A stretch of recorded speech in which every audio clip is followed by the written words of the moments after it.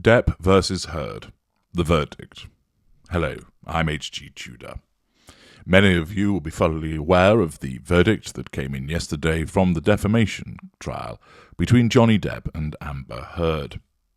A US jury has found Amber Heard defamed ex-husband Johnny Depp with an article in which she claimed she was a victim of domestic abuse. Jurors awarded Mr. Depp, who denied abusing Ms. Heard, $15 million in compensatory and punitive damages. Ms. Heard, 36, won one of three counterclaims against Mr. Depp, age 58, and she was awarded $2 million in compensatory damages. The Hollywood stars, who divorced in 2017, presented conflicting versions of their doomed relationship in the trial. Over 6 weeks, the court in Fairfax, Virginia, heard tawdry details of Mr. Depp and Ms. Heard's tempestuous marriage and its unhappy ending. Polls suggested that many Americans were more interested in the legal drama than the war in Ukraine, or a potentially historic ruling on abortion expected any day from the US Supreme Court. Coverage of the trial, which was televised and live-streamed, hit billions of views on social media. After nearly 2 days of deliberations, jurors found on Wednesday that Ms. Heard's statements about her marriage were false, and she had acted with actual malice. But they also found that Mr. Depp had defamed Ms. Heard when his lawyer gave a statement to the Daily Mail in 2020 calling her abuse allegations a hoax. As the 7-member jury delivered its verdict, screams and chants of "Johnny, Johnny, Johnny" erupted outside the court. Mr. Depp was not in court due to previously scheduled work commitments, his spokesperson said.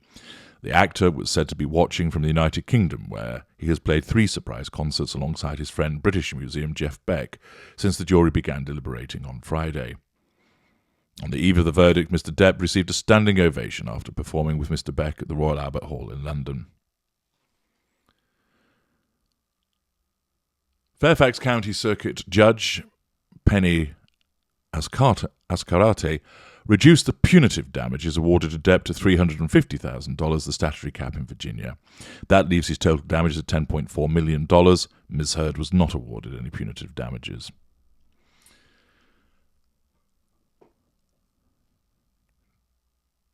That is a brief report about the outcome. As I've mentioned previously, Johnny Depp was well ahead in the court of public opinion.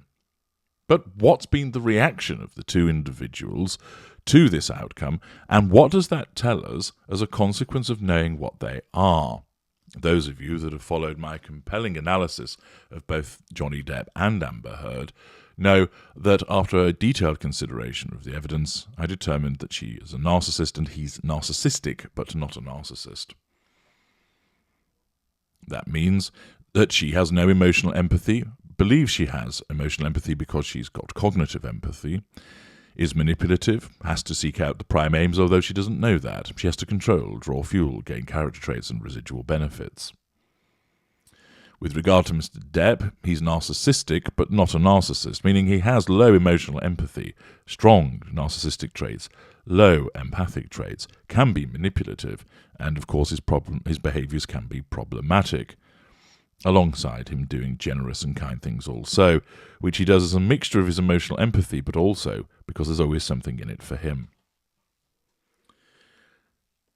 With the reaction, what does this tell us about the two? Well, let's first of all start with Amber Heard. And she released a statement fairly quickly, in a matter of minutes after the delivery of the verdict. She stated as follows: "The disappointment I feel today is beyond words. Melodrama. I'm heartbroken that the mountain of evidence still was not enough to stand up to the disproportionate power, influence, and sway of my ex-husband." Accordingly, she's stating, "I still very much believe that I am the victim. I still very much believe that there is a mountain of evidence that supports that I'm right and he was wrong. Also, you can see the victim mentality shining through in terms of referencing the disproportionate power, influence, and sway of her ex-husband. Now, of course, as a narcissist, his power, influence, and sway were attracting factors when she commenced a relationship with him. The reason being is that those are residual benefits. The fact that he has power, influence, and sway, alongside, of course, his wealth and his fame and so forth, will have been part of the reason why she was drawn to him. Now, because he's painted black and also because she's lost, she has to say, even though I had a mountain of evidence, I lost because he is disproportionately powerful, disproportionately full of influence, and has a disproportionate amount of sway. Quite simply, Yabu sucks, it's not fair. Her statement continues, I'm even more disappointed with what this verdict means for other women. This is her cognitive empathy then kicking in, believing herself to be somebody kind that cares about the outcomes for other people. It is a setback. It sets back the clock to a time when a woman who spoke up and spoke out could be publicly shamed and humiliated. It sets back the idea that violence against women is to be taken seriously. Again, of course, by responding in this fashion, it's blame shifting, basically saying, look what you've done. Look what you've done. You've set back the cause of women. Of course, what her narcissism will fail to cause her to appreciate is that there is another side to this particular coin. That as a consequence of her allegations, the lies that she has told, the revisions of history that she has engaged in, there will be now certain people who are genuine victims of abuse who won't be believed. Oh, she's just doing an Amber Heard. You're crazy. You're just like her. Many of you listening are victims of the abuse that's provided to you by the narcissist. And you will have repeatedly been dismissed, invalidated, belittled, and quite simply told that you were crazy and you were making it all up. This, of course, is the projection and the denial that goes with the self-defense mechanism that is narcissism.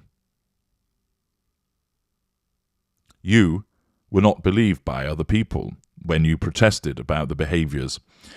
Perhaps you're reading too much into it. Maybe you're hypersensitive.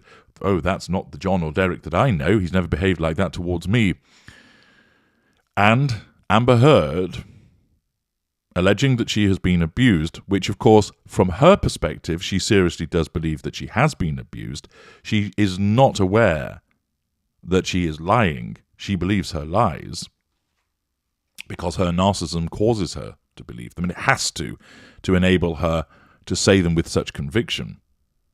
But she is unable to recognize that what she has done could also be seen of setting the verdict back for other people.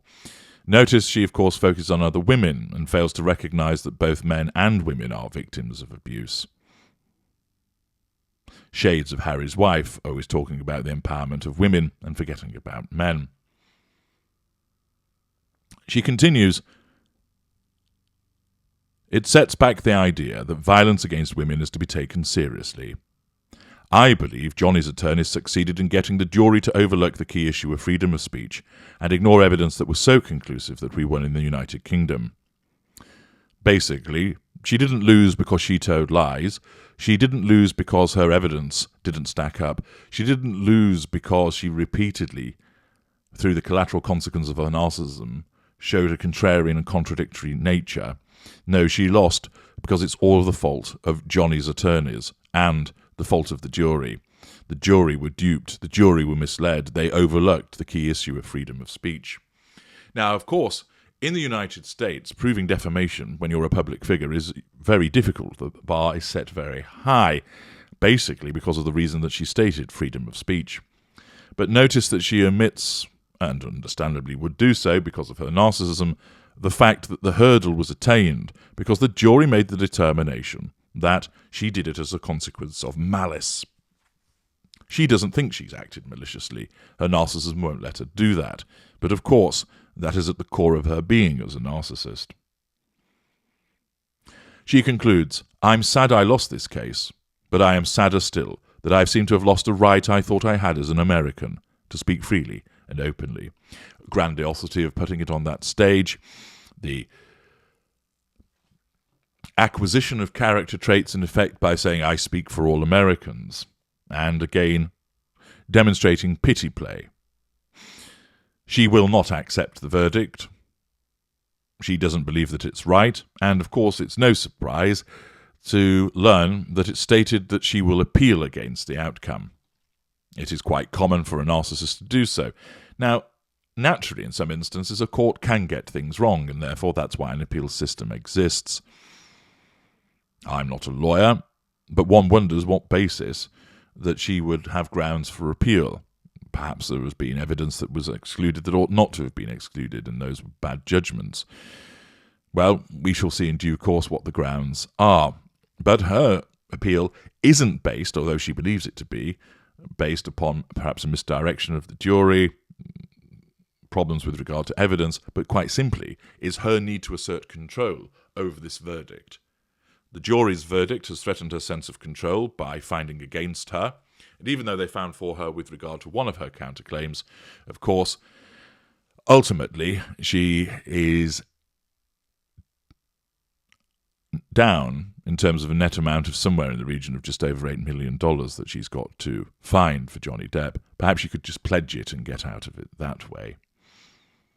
Her statement, when viewed through the eyes of the narcissism by which she operates, demonstrates pity play, demonstrates blame shifting, demonstrates grandiosity, demonstrates her inability to see how she's behaved. It demonstrates character trait acquisition. And once again, by understanding what she is, this enables you to understand more about what's really behind the statement that she's made. Remember, she has an honest and genuine belief that she's heartbroken. She has an honest and genuine belief that her mountain of evidence proved that she was the one that was abused, and he's the abuser, and not the other way around. She believes that she is sad, but this is all done by her narcissism to compel her to respond in this way. Interestingly, of course, she has her many supporters. Just looking through the replies. I'm so sorry. You are and you'll always be the strongest person I know. Don't forget that I love you so much, and I'll stand by your side always, no matter what. Somebody else. I still believe you, Amber. I'm with you till the end. We Korean feminists and fans are all behind you. Although the verdict is disappointing and depressing, we won't lose hope. We love you. My darling girl, you did everything you could. You did everything right. I'm so proud of you, and we will never stop fighting. We are always with you. I'm so sorry, Angel. Your bravery and strength to stand up for yourself and all survivors won't go unnoticed. We'll always stand with you. Stay strong. There. We are with you, Amber. Stay strong. Your strength has inspired so many of us. We're standing with you, Amber. Amber, I'm so sorry. We will never stop fighting for you and all other survivors. Thousands of people have discovered what you went through via this trial, and your support has never been greater. We believe you. And so the messages go on. Her original message, at the time of this video, 24,100 retweets, 178,000 quoting it, and 116,000 likes. So she clearly has her supporters. You might ask, why can't these people see what has actually gone on? Well, of course, many of these people will not understand that she is a narcissist. And if I were to explain it to them, they're unlikely to accept it. Why? Well, simply, some people are stupid and they can't see things. But that won't be applicable to the vast majority of people that are supporting her and are replying here to her tweet.